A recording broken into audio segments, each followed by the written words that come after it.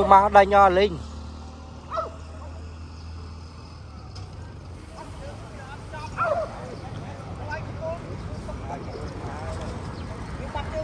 giờ thằng ai dây với nhé bà nhà giờ thằng ai dây với nhé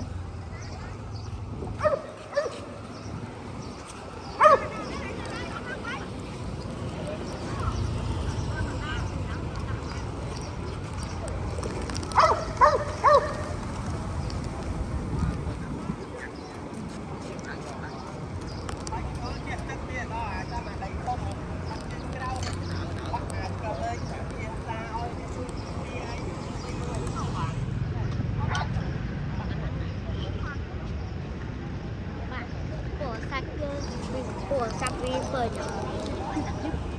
priệp về cho nó đã tới cái bà vì ngụm ngụm từ một vì đã vì đã không đam dạ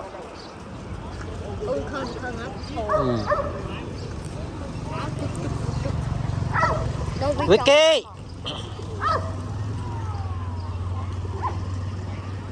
ba bờ priệp như nè ấy nhâm đó nung không một ba